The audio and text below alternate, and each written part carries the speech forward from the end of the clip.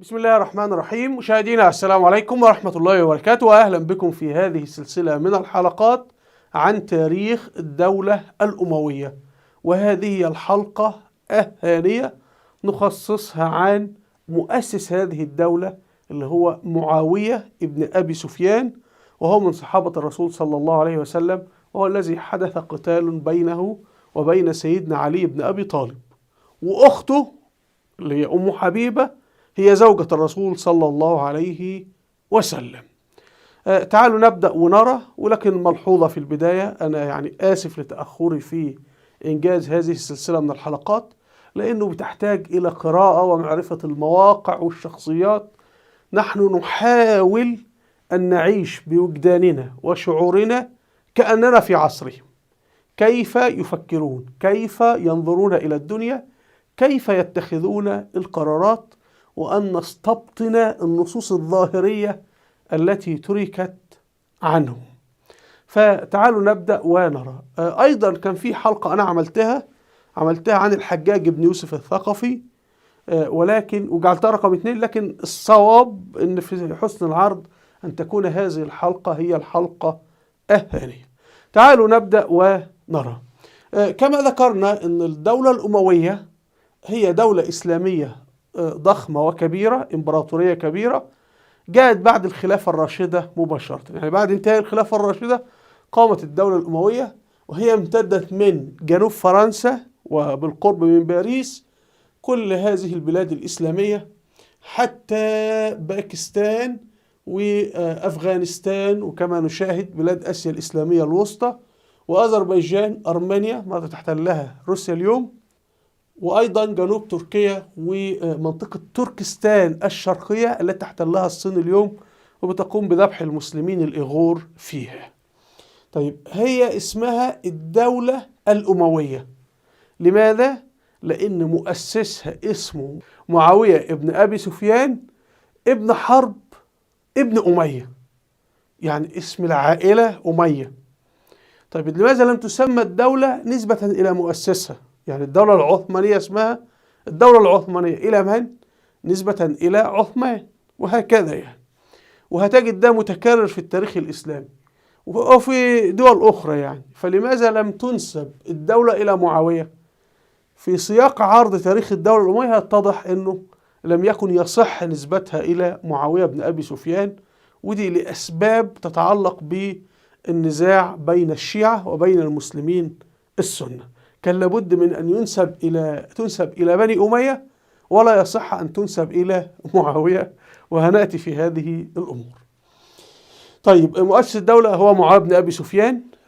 متى ولد معاوية بن أبي سفيان؟ ولد سنة 15 قبل الهجرة، قبل هجرة الرسول صلى الله عليه وسلم. يعني عندما هاجر الرسول صلى الله عليه وسلم من مكة إلى المدينة كان معاوية شاب عمره 15 عاما، وأبوه أبو سفيان من قادة مكة.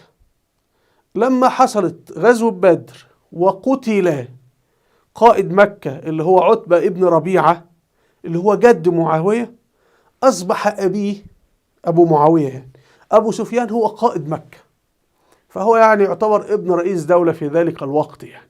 وطبعا كان رئيس مكة، أو بمصطلح ذلك العصر سيد مكة، كان هذا بالانتخاب. يعني من يريد أن يكون زعيما عليه أن يكون أكثر كرما، أكثر شجاعة، ويكون يعني الناس تحبه، يعني له فضائل كثيرة.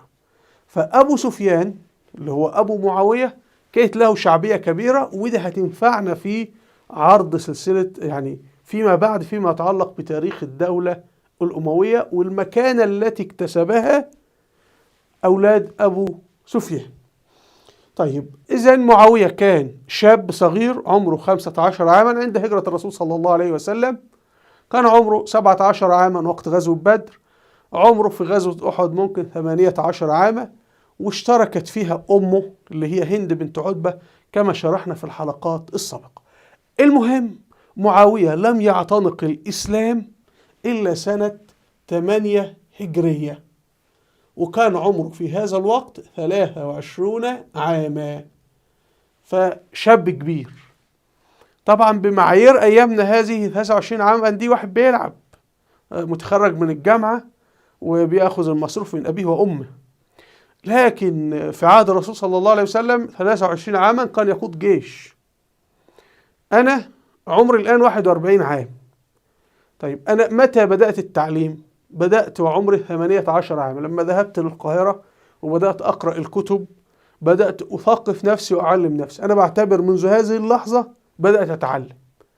كل ما أخذته في المدرسة في 18 عام السابقة كان جهل، كلها معلومات خطأ.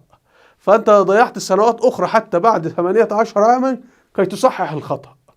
فلذلك أنا عمري الآن احذف 18 عاما من 41 سنة يبقى 23 سنة. يعني اعتبر أنه معاوية وهو عمره 23 سنة كان في نفس معرفتي الآن، طبعا هو أكثر من معرفتي. هذا يفسر لنا كيف أنه قديما المسلمون وحتى علماء المسلمين تجد إنتاج علمي غزير ومعرفة واسعة. حتى عندما يكتبون تفسير القرآن الكريم وتقرأه وتشاهد أفلام ناشونال جيوغرافيك عن الكون والنجوم والفضاء وكذا، كأنه علماء المسلمين هم الذين كتبوا بعض هذه الأفلام. طبعا الأفلام فيها أمور إلحادية كثيرة لأن هدف القناة نشر الإلحاد. لكن أنا بقول إن معاوية عمره 23 سنة وقت فتح مكة كان ده عمر كبير جدا يعني، وليس شاب ولا حاجة. اللي عمره 15 عاما كان بيحارب. طيب معاوية أسلم في فتح مكة، في سنة فتح مكة. بعض الروايات تقول قبل فتح مكة، بعض الروايات تقول بعد فتح مكة، ليس مهما. لكن معاوية عند فتح مكة كان أبوه هو رئيس دولة مكة اللي هو أبو سفيان، وبعد كده أبو سفيان هيعتنق الإسلام قبل أن يصل جيش المسلمين لمكة، ودي قصة أخرى ممكن نخصص لها حلقة. لكن اللي يهمنا إن أخت معاوية في تلك الفترة تزوجت الرسول صلى الله عليه وسلم، تزوجت قبل فتح مكة بفترة، يعني انتبهوا. ومعاوية لا يزال موجود في مكة، شاب يافع. أخته أم حبيبة رضي الله عنها كانت أسلمت، هي صحابية. فالرسول صلى الله عليه وسلم أرسل للنجاشي يزوجه عليها، فتزوجت الرسول صلى الله عليه وسلم وهي في الحبشة. وهي في الوقت ده أخت مين؟ أخت معاوية. فالكفار عايروا أبو سفيان اللي هو أبو معاوية يعني أنه ابنتك تزوجت محمد الرسول يعني. فهو قال أنعم به من فحل، يعني ده راجل جدع جدا. وأنتم عندما تراجعون سلسلة حتى الصدامات في فترة الجاهلية لن تجدوا من أسرة أبو سفيان أفعال مشينة تجاه الرسول صلى الله عليه وسلم. حاربوا في حرب أو قتال أو كذا، لكن كان فيه أخلاق في هذه الحروب، وأنا ذكرتها في الحلقة الأولى كنماذج منها. يعني لا فيه سفالة في اللسان أو في شيء حرب، لكن حرب فيها قواعد وإحنا عرضناها. طيب المهم معاوية اعتنق الإسلام وبالتالي أصبح مسلما. هنا معاوية والده اللي هو أبو سفيان، وطبعا أبو سفيان كان زعيم ولكن خلاص دخلت زعامته بدخول الإسلام لمكة. فوالده طلب من الرسول صلى الله عليه وسلم أن يأخذ معاوية معه كاتبا. هو أبو سفيان مدرك أن الإسلام ده اللي هيتضح لنا في سياق الحياة، أنه الإسلام هو الذي له الغلبة والعظمة وله المستقبل. وطبعا في الوقت ده الذين كانوا يكتبون عدد قليل جدا، فأبو سفيان كان حريص أن يعلم ابنه. وطبعا في روايات تقول أنه معاوية هو عمره 3 أعوام، كان طفل يلعب مع أمه هند بنت عتبة عند الكعبة. ففي رجل من العرب عنده فراسة فقال لها هذا سيكون سيد قومه، فقالت له ثكلته، يعني فقدته ولا يروح في مصيبة، ثكلته إن لم يسد العرب جميعا. إنما حضرتك بقى أي شاب النهاردة يا ابن أمل حياتك يطلع مغني، يطلع لاعب كرة قدم، يا حضرتك يشتري سيارة، كلام تافه.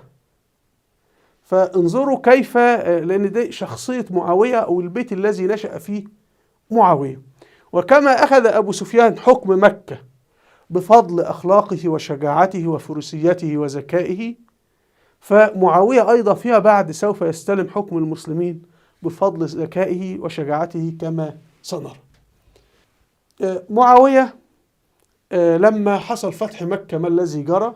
طبعا قبل فتح مكة جيش الرسول صلى الله عليه وسلم صار من المدينة إلى مكة، فتح مكة، فأسلم أهل مكة، فانضم أبو سفيان وابنه معاوية في جيش الرسول صلى الله عليه وسلم، وبالفعل خرجوا مع الرسول صلى الله عليه وسلم في غزوة حنين.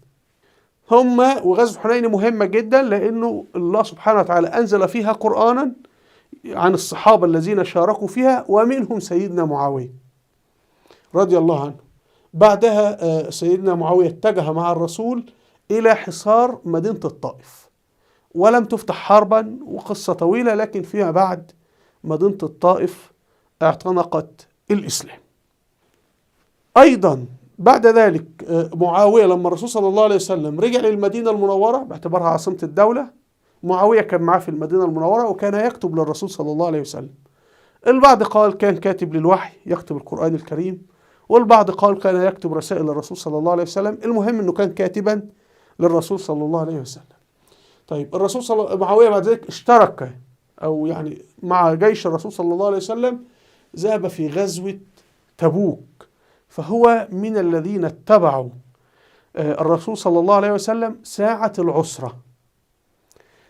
طبعا احنا نركز انه معاوية بدأ نشاطه في الجهاد الإسلامي والحرب وكذا وعمره 23 عاما، يعني بدأ سنة 8 هجرية، لأن لما نوصل إلى مقتل سيدنا عثمان وهيبدأ معاوية يكون طرف مطالب بالحكم أو هيتحول إلى مطالب بالحكم 35 هجرية، فعندك معاوية قضى 27 سنة في الحروب. يعني أي واحد بيشترك في حرب واحدة، يعني مثلا أنت تجد في مصر ضابط اشترك في حرب أكتوبر، حرب أكتوبر 3 أسابيع ضد إسرائيل، وكده أصبح بطل من أبطال حرب أكتوبر ودافع عن الوطن وكلام من هذا القبيل. طيب معاوية ده ظل 27 سنة يعني يطوف الصحراء بسيفه ويقاتل دفاعا عن الإسلام والمسلمين، فهو الرجل 60 بطل، وهذا سيشهد به له من؟ القوم، الناس اللي موجودة الذين عاصروه يعني معاوية ده لم يهبط من السماء يعني كما سنشاهد يعني. طيب المهم القرآن الكريم نزل عدة آيات، لكن هناخذ آية واحدة عن من هم في حالة مع سيدنا معاوية بن أبي سفيان، إن الله وعدهم بالحسنى، الذين أنفقوا وجاهدوا قبل الفتح مثل أبو بكر وعمر والأنصار، والذين جاهدوا بعد الفتح مثل أبو سفيان وابن معاوية إلى آخره. فهنا الله سبحانه وتعالى يقول لا يستوي منكم من أنفق من قبل الفتح وقاتل أولئك أعظم درجة من الذين أنفقوا من بعد الفتح، يعني اللي منهم سيدنا معاوية، من الذين أنفقوا من بعده وقاتلوا. طيب إيه حكمهم؟ وكلا وعد الله الحسنى. فإذا الله وعد سيدنا معاوية وكل من قاتل دفاع عن الإسلام بعد الفتح وعدهم بالحسنى، ولم يقل الجنة، قال الحسنى. لكن في آيات أخرى في الصحابة، سيدنا أبو بكر، سيدنا عمر، سيدنا عثمان بن عفان، سيدنا سعد بن أبي وقاص، علي بن أبي طالب إلى آخره، ربنا بيقول وأعد لهم جنات تجري من تحتها الأنهار، المهاجرون والأنصار إلى آخره. طيب المهم حضراتكم اكتبوا أي آيات ترون أن هي نزلت بعد فتح مكة وبتشمل ممن تشملهم سيدنا معاوية بن أبي سفيان رضي الله عنه. طيب المهم هيتوفى الرسول صلى الله عليه وسلم عام 11 السنة 11 من الهجرة. هنا ارتدت قبائل العرب باستثناء المدينة المنورة وباستثناء مكة، ومكة رغم أن هي مكة أسلمت من 2 أو سنتين ونصف. وسيدنا أبو بكر الصديق كان واليه على مكة من بني أمية، وكلفه بحروب الناس اللي ارتدوا حول مكة. وأيضا من المدن التي لم ترتد الطائف. سبحان الله، رغم أن الطائف دي أسلمت قبل وفاة الرسول صلى الله عليه وسلم تقريبا بسنة ونصف، لكن لم ترتد هذه المدن الثلاث. فسكان المدن الثلاث هم الذين قاموا بالعبء الأكبر في محاربة حروب الردة. طيب، سيدنا أبو بكر الصديق أرسل 10 جيوش، يعني أرسل إلى الشمال، إلى هنا إلى هنا إلى هنا، إلى عمان، إلى حضرموت، إلى 10 جيوش. كان معاوية بن أبي سفيان من بين جنود هذه الجيوش. وأبرز معركة شارك فيها معاوية بن أبي سفيان كانت هي معركة اليمامة، اللي هي خاصة بمسيلمة الكذاب. واشترك فيها معاوية بن أبي سفيان تحت قيادة خالد بن الوليد رضي الله عنه، وكان معه أبوه أبو سفيان ابن حرب. طبعا احنا عاوزين نقول إن بني أمية في مكة قاموا بالدور الأساسي في حروب الردة حول مكة. وهنا برضو نقطة مهمة، لما نرى الخريطة المسرح العالمي كان في دولة ضخمة جدا اسمها دولة الروم، امبراطورية كبيرة كما تشاهدون، بتمتد من تونس وشمال أفريقيا، ليبيا، مصر، الشام، تركيا، أرمينيا، البلقان، اليونان، بلغاريا، رومانيا إلى آخره، إيطاليا. دولة ضخمة جدا. وكان في دولة الفرس بتضم العراق وبتضم إيران وبتضم أذربيجان وبتضم تركمانستان وأجزاء من أفغانستان اليوم. لأنه البعض المستشرقين يكذبون ويقولون إنه الفرس دخلوا في معارك طاحنة مع الروم استمرت لسنوات طويلة، أنهكت الطرفين، فجاء المسلمون وهجموا وسيطروا على الروم وسيطروا على أرض الفرس. أيوة، لكن في نفس الوقت والفرس والروم يتقاتلان، كان المسلمون بيخوضون حروب، يعني لم يكونوا قاعدين فاضيين، يعني كان في حروب ردة. وقبل حروب الردة في غزوة بدر وغزوة أحد وغزوة الخندق والطائف يعني المسلمين لم يلتقطوا أنفسهم قط. وده بالمصطلح الحديث كان في حروب أهلية.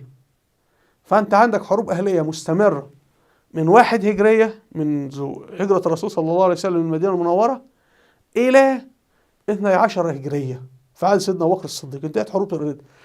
دي بالمصطلح العلماني أنه عرب يتقاتلون فيما بينهم على أساس الدين. طبعا القومية العربية والكلام الفاضي ده غير موجودة في ذلك الوقت. القومية العربية والكلام دي أفكار علمانية إلحادية بتقوم على أنه الإسلام لا قيمة له، وأنه أهم حاجة أن أنا أبو جهل وأبو لهب دول كفار، دول قرايبي، لكن والله المسلمين في تركيا ليسوا أقاربي، والمسلمين في باكستان ليسوا أقاربي، وهكذا. فدي أفكار إلحادية بحتة يعني. المهم، فده بيورينا الحالة التي كان فيها العالم المسلمين في ذلك الوقت. وطبعا دي كانت دولة الخلافة الراشدة اللي هي الجزيرة العربية. بعد كده سيدنا أبو بكر الصديق هيبدأ يعمل فتوح العراق، فأرسل خالد بن الوليد يفتح العراق. قصة فتح العراق لا نريد الدخول فيها، لكن باختصار كانت القبائل العربية المجاورة لدولة الفرس في العراق كانت في قتال معها، وفي منهم أسلموا، اللي هم بقيادة المثنى ابن حارثة الشيباني رحمه الله، هو من التابعين ومن قادة المسلمين لكنه ليس صحابي. فجاء لسيدنا أبو بكر الصديق وقال له والله أنا أحارب الفرس وبغنم منهم وكذا، ولكن ولني، يعني أنا أريد أن أكون هذه الحرب باسم خليفة المسلمين وأنا مسلم.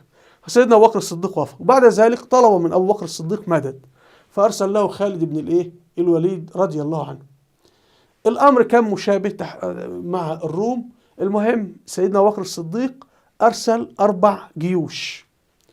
اللي يهمنا أول جيش اللي هو اتجه إلى حمص، وكان بقيادة أخو معاوية اللي هو يزيد ابن أبي سفيان. ويزيد يقول الرواه أنه كان أفضل من سيدنا معاوية، وهو أيضا أسلم عام الفتح. لكن في دلالة قوية انه سيدنا ابو بكر الصديق اول جيش يختار قائد له اختار منين؟ من بني اميه، واختاروا يزيد اخو معاويه. خلي بالكم ان دول ابناء قريه واحده مكه، فيعرفون اخلاق بعض ويعرفون معادن بعض. فيزيد هذا يعني لو هو متآمر ولا كذا كان ممكن الجيش ده يدمره في اي مكان. ولو مكه في ظل حروب الردة الأخيرة كانت عاوزة ترتد كانت ارتدت، كان في فوضى. المهم هو أول قائد لجيش المسلمين في حروب الروم يزيد بن أبي سفيان رضي الله عنه، واللي سيدنا أبو بكر الصديق سار معه ماشيا على الأرض، وسيدنا يزيد بن أبي سفيان على الفرس. فجاء ينزل فسيدنا أبو بكر قال له لا، فيزيد قال له إما أن تركب وإما أن أنزل. فسيدنا أبو بكر قال له لا تركب ولا تنزل، وأعطاه الوصية اللي بيزوروها لنا في كتب المدرسة، أنك لا تقتل عجوزا ولا طفلا ولا تقتلع شجرا، الوصية المشهورة. لكن الأهم في الوصية كلها كله في علم المخابرات وإدارة الحرب ومكافحة التجسس وكيف سيتجسس عليك العدو. وده يعني بإذن الله إن شاء الله متولى الفتوح الإسلامية تناولها يعني.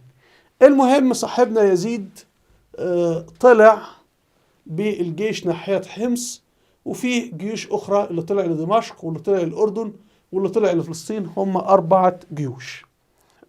الجيوش لم تستطع أن تحقق نتائج ملموسة، فاللي حصل إنه سيدنا أبو بكر الصديق قرر إنه يرسل مدد إلى جيش حمص اللي هو جيش يزيد، واختار معاوية يكون قائدا لهذا المدد.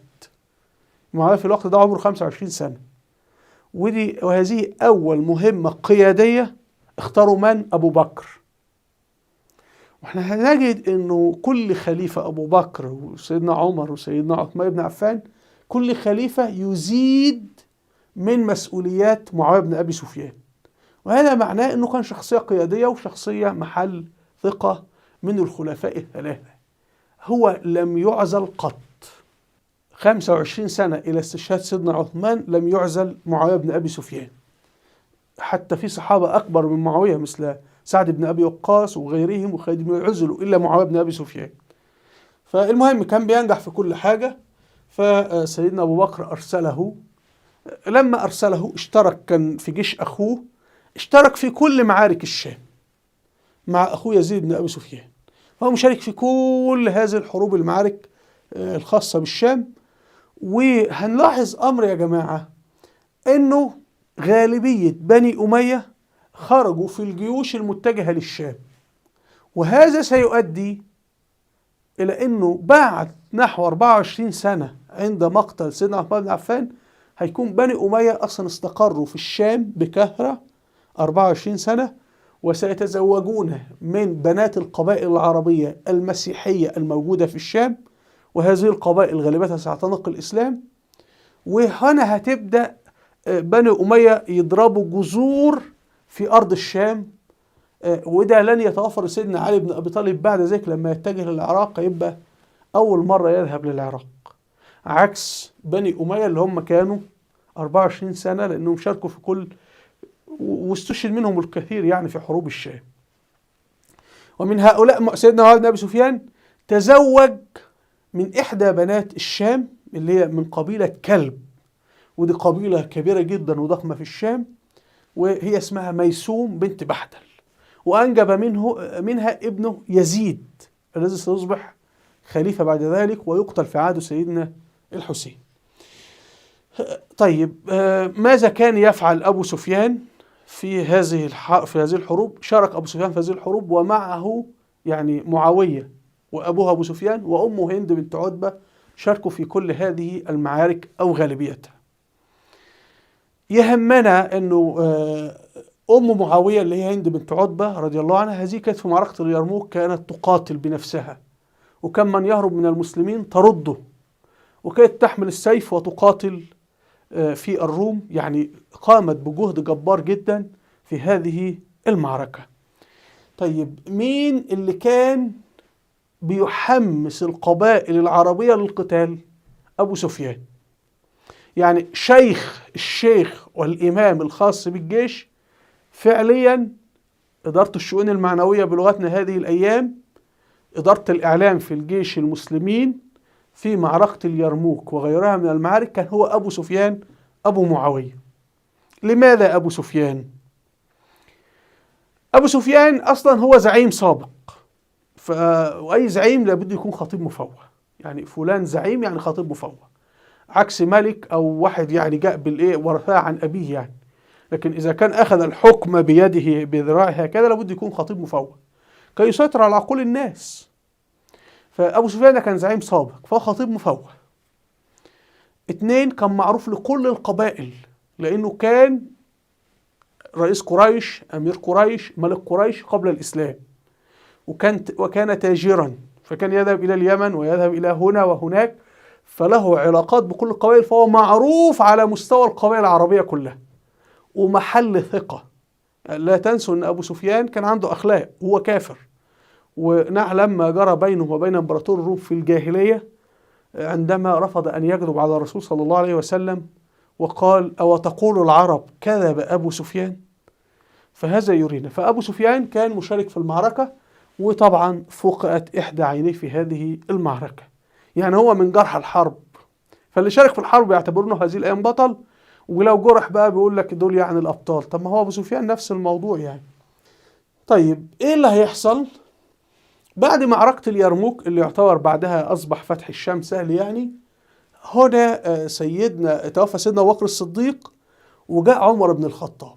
عمر بن الخطاب اختار معاوية أن يكون قائدا لفرقة من الجيش، وعمر بن الخطاب كان بيتدخل في عمل القادة العسكريين، يعني يقول له اختر فلان على الميمنة، اختر فلان على الميسرة، ابدأ الحرب في موقع كذا في ساعة كذا، عكس سيدنا أبو بكر الصديق كان يعطيهم الحرية في الحركة يعني. فمعاوية بن أبي سفيان توجه بجيشه، أخوه كلفه بقوة بتكليف من عمر بن الخطاب، وعمر بن الخطاب أرسل له كتاب يقول له تقول قبل أن تدخل المعركة لا حول ولا قوة إلا بالله. ويعني موجود في كتب السيرة النص لسيدنا عمر بن الخطاب أوصى معاوية أن يقوله قبل القتال. المهم معاوية بن أبي سفيان خاض معركة كبيرة جدا ضد ميناء قيصرية. ميناء قيصرية في فلسطين، وكان ميناء للروم كبير جدا، يعني ثاني أهم ميناء في الشام، فكان إمدادات الروم بتأتي على هذا الميناء وعلى موانئ الشام، ولكن ميناء قيصرية بالأساس. فالمهم سيدنا معاوية بن أبي سفيان حاصر قيصرية لفترة طويلة جدا. بعض الروايات تقول أنه قتل للروم في قيصرية نحو 100,000 جندي، ممكن رقم كبير مبالغ، لكن هو بتدل على الشراسة والحرب التي استمرت لفترات طويلة جدا. طيب إذن معاوية كان دوره أن يفتح حاجة اسمها الساحل الأوسط. فمعاوية فتح قيصرية وفتح صيدا وفتح بيروت وفتح طرابلس، واتجه ناحية المدن، يعني ساحل لبنان ومدن ساحل سوريا، ودي كلها موانئ وأماكن حصينة. معاوية بن أبي سفيان هو الذي فتح غالبيتها. طبعا عمرو بن العاص فتح فلسطين وبعدين هيتجه على مصر. فمعاوية اختبر في عهد سيدنا عمر بن الخطاب كقائد عسكري منفرد وأثبت نجاحه، فهنا عمر بن الخطاب هيجعله أيضا قائد إداري. هنا في هذه الخريطة هنجد أن سيدنا عمر بن الخطاب كان عين من قبل يزيد بن أبي سفيان أخو معاوية الكبير واليا على دمشق، ثم عين أخيه معاوية واليا على الأردن. فانتبهوا أنه أبو بكر الصديق اختار من بني أمية قادة، وكذلك سيدنا عمر بن الخطاب. وفكرة أنه كان في صراع بين بني أمية وبين عائلة الرسول وبني هاشم ده كلام مضحك اخترعه الشيعة فيما بعد، لأنه أصلا الرسول صلى الله عليه وسلم وبني أمية هم عائلة واحدة اسمها بنو عبد مناف. حكاية بني هاشم وبني أمية ده كان صراع سياسي بقى، يعني عاوزين يطلعوهم من عائلة الرسول.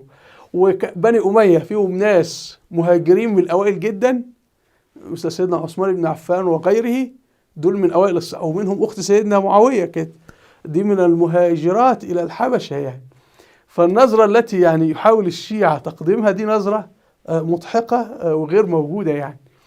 المهم وبعد ذلك سوف يشن على سيدنا عثمان انه عين اقاربه. وعين اقاربه فين يا جماعه؟ ده سيدنا عثمان سنأتي لذلك، لكن احنا بنقول عمر بن الخطاب وليس قريبا لبني اميه، وعين معاويه في الاردن، وعين يزيد في الشام. طب بعد ذلك يزيد هيتوفى في طاعون عمواس، ده ادى الى ايه؟ وفاه الكثير من الصحابه. فهنا سيدنا عمر بن الخطاب ضم لمعاويه دمشق، فاصبح والي الولايتين، وهذا معناه ان معاويه نجح في الاردن.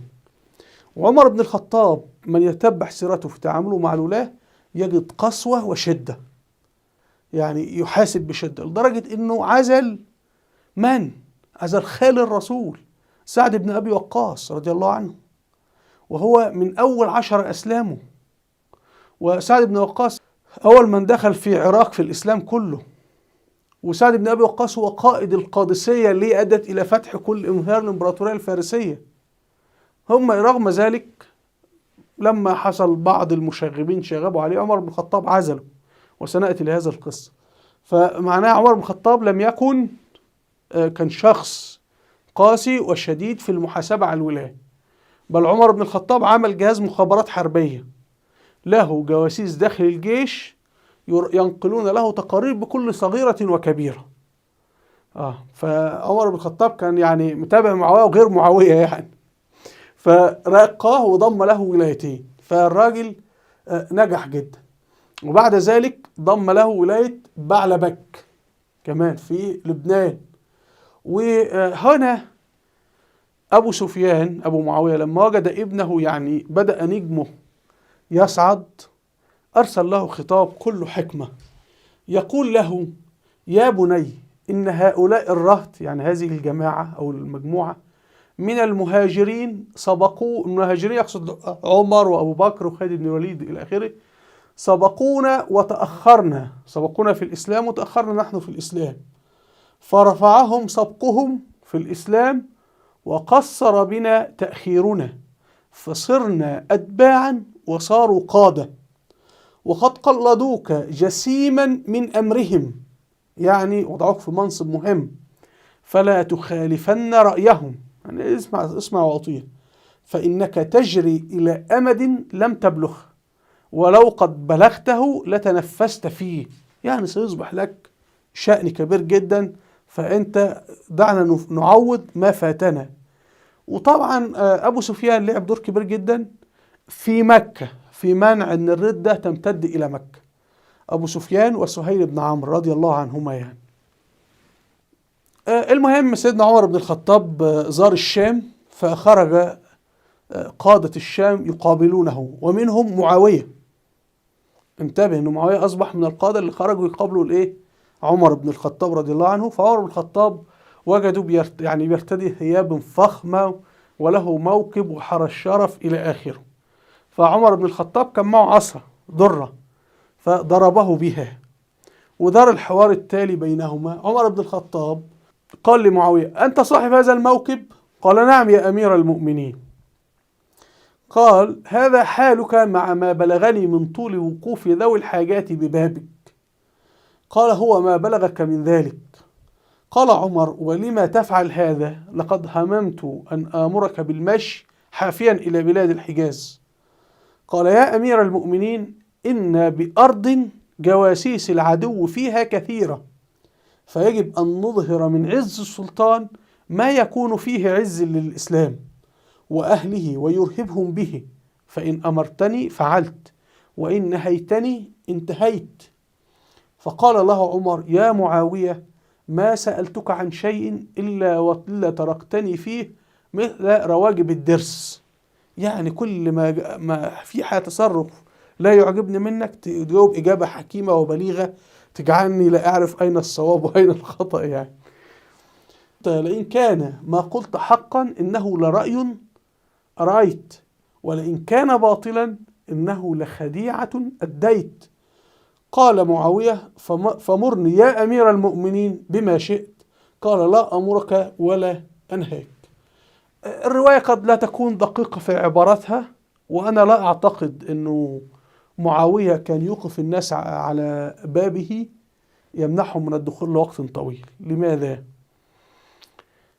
لأنه أهل الشام ده سياق الأحداث فيما بعد، يحبون معاوية حبا شديدا. معاوية ظل واليا على الشام قبل مقتل سيدنا عثمان بن عفان 20 سنة، فسكان الأمصار تمردوا على ولاة كثير وكثر، حتى سكان العراق تمردوا على سيدنا علي بن أبي طالب، لكن سكان الشام لم يتمردوا على معاوية. فمعناها أنه كان محبوب، فطالما هو محبوب عند أهل الشام فلا بد يكون أنه كان متواضع معهم، وكان يقاسمهم طعامه ويجلس معهم، ولابد يكون كريم. أي زعيم لابد يكون كريم طالما الناس تحبه، لابد يكون متواضع، لابد يكون الناس بتسهل تتصل به يعني. لكن المقصود أو الشاهد الروايات أنه معاوية بن أبي سفيان كان عنده بعض الأبهة بالسلطة مقارنة بالمسلمين في ذلك الوقت. يعني ان هو مثلا لبس عباية جديدة او شيء من هذا القبيل كان بالنسبة لعمر بن الخطاب دي جريمة كبيرة يعني. طيب، هنا هنشاهد الفتوحات الإسلامية في عهد عمر بن الخطاب رضي الله عنه، فهي شملت الشام كله ما عدا بعض المدن الساحلية، في بعضها بقي مثل طرابلس. وعمر بن الخطاب أيضا في عهده جرى فتح جنوب تركيا وأرمينيا وأذربيجان، وحتى وصل إلى أجزاء من جورجيا وكل إيران كما نشاهد. طيب، معاوية كان فين لما قتل سيدنا عمر بن الخطاب أو استشهد؟ جاء سيدنا عثمان بن عفان. فسيدنا عثمان بن عفان كان كل ما والي يموت كان يضم ولايته إلى معاوية، فالنتيجة لذلك أن معاوية في النهاية أصبح هو والي كل الشام اللي هي سوريا ولبنان وفلسطين والأردن وجنوب تركيا. كل هذا كان يتبع معاوية بن أبي سفيان، ومعاوية كان والي ناجح. حتى احنا لما نجد ان فيه شكاوى واتهامات لسيدنا عثمان بن عفان من مصر ومن العراق إلى آخره، الشام لم يشارك في هذا. الذين قتلوا سيدنا عثمان بن عفان جاءوا من مصر وجاءوا من العراق، والشام لم يشارك. يعني الشام كان هادئ مستقر، وهذا بسبب حكمة معاوية. المهم، معاوية بن أبي سفيان في عهد عثمان بن عفان واصل فتح ميناء طرابلس الذي لم يكن يفتح. المهم هو استكمل فتح هذه الموانئ يعني في عهد سيدنا عثمان بن عفان. فعهد سيدنا عثمان بن عفان معاوية بنفسه قاد الجيش واستطاع ان هو يصل الى مالاتيا الآن في تركيا، وأيضا دارت معارك بينه وبين الروم في السواحل، في اللاذقية، بنياس، طرابلس، بيروت، صيدا. يعني الروم كانوا يأتون بسفنهم لاحتلال هذه الموانئ، وكانت تدور المعارك مع سيدنا معاوية بن أبي سفيان. كان بينتصر في غالبية هذه المعارك، وفي بعضها الروم احتلوا الموانئ. يعني خلي بالكم، وده من ضمن الأخطاء اللي موجودة في تلك الفترة، أن المسلمين فتحوا طرابلس وبنياس وهذه المدن، ولكن لم يسكنوا مسلمين فيها، سكان مسيحيين بيعلنوا ولائهم وخضوعهم لدولة المسلمين أو دولة الخلافة الراشدة. فالروم بيأتون بسفن ويقومون بإنزال، ويرجع معاوية بن أبي سفيان يأخذ الجيش ويحاربهم، يطردهم، وأحيانا القتال يستمر لفترة طويلة إلى آخره. فهنا معاوية بن أبي سفيان وجد في النهاية أنه يأتي بجنود المسلمين وعائلتهم ويسكنهم في سواحل الشام. وهذه السياسة اللي ميكافيلي قال عنها بعد ذلك، قال: إذا فتحت أرضا فإنها ستخرج من تحت يدك. وهذا الذي حدث في سواحل الشام. أنت فتحتها وجاء الروم واحتلوها. وأيضا الروم احتلوا الإسكندرية في عهد سيدنا عثمان بن عفان، جاءوا بالسفن واحتلوها في مصر. المهم، فيقول ميكافيلي، طبعا ميكافيلي بعد سيدنا معاوية ب 900 سنة يعني، وبعد عمر بن الخطاب، لأن دي سياسة عمر بن الخطاب والأحنف بن قيس، يعني كانت سياسة معتمدة في الدولة، ولكن كان في بدايتها أنك طالما فتحت البلد تنقل سكانك إليها بحيث تظل بلدك إلى الأبد. إنما لو مجرد جيشك موجود فيها يبقى أنت ستخسرها في وقت ما. طيب، معاوية بن أبي سفيان سيطر على الشام وتمام التمام، وبعدين خش في حروب كثيرة جدا مع الروم في هذه المناطق. ومعاوية كان يريد أن يفتح قبرص، هنا قبرص كما نشاهد. وكما ننظر على الخريطة أن قبرص يا جماعة هي أصلا يعني تكاد تكون ملاصقة لسوريا أو للشام حاليا. فهو سيدنا معاوية عرض على عمر بن الخطاب ائذن لي في فتح قبرص، فأركب البحر يعمل أسطول ويحارب، فعمر الخطاب قال له لا. فهذا يكشف لنا أن معاوية بن أبي سفيان كان شخصا مغامرا وشجاعا ومقداما. عمر بن الخطاب رضي الله عنه كان حريصا، وهتجدون ذلك في عزله لخالد بن الوليد، وأيضا في أنه حتى لما معاوية بن أبي سفيان قال له أنه يعني ده في احنا بنسمع نباح الكلاب في قبرص، وبعدين قال له كمان الروم بيأتون بسفنهم إلى قبرص يستريحون ويمونون إلى آخره، هم ينطلقون للإغارة على الشام. فعمر بن الخطاب رفض وقال طبعا، سأل مين؟ عمر بن الخطاب أرسل إلى عمرو بن العاص في مصر، قال له ما رأيك في الحرب في البحر وركوب السفن؟ قال له ده خطير جدا ودود على عود، وإنه إذا يعني البحر إذا هاك فأنت بتبقى هتهلك فيه. المهم عمر بن الخطاب كان حريصا جدا على حياة الجنود المسلمين. اللي هتجد الشخصية المغامرة أبو بكر الصديق، خالد بن الوليد، معاوية بن أبي سفيان كما نشاهد. طبعا هنا في الخريطة لما ننظر على قبرص، وأنه معاوية ليس بقى جيش الدفاع ووزارة الدفاع، لا، هو لا ينتظر حتى يأتيه العدو، بل يقوم بالمبادرة والهجوم. ولذلك لما معاوية بعد ذلك سيحكم ويكون هو خليفة المسلمين، هتجده فورا سير جيشا إلى اسطنبول، اللي هي كان اسمها في ذلك الوقت القسطنطينية، وبعد كده عمل عليها حصار بحري. وهتجد أيضا أن معاوية كل الجزر الموجودة هنا، الجزر اليونانية، كانت تحت سيطرة المسلمين في عهد معاوية بن أبي سفيان رضي الله عنه، الآن تحت سيطرة اليونان. تخيلوا احنا متخلفين عن عهد معاوية بن أبي سفيان بكثير جدا يعني. طيب، فالمهم عمر بن الخطاب رفض. لما جاء عثمان بن عفان رضي الله عنه أيضا رفض طلبات معاوية. معاوية ألح على عثمان بن عفان خليفة المسلمين الثالث، ائذن لي في ركوب البحر، رفض.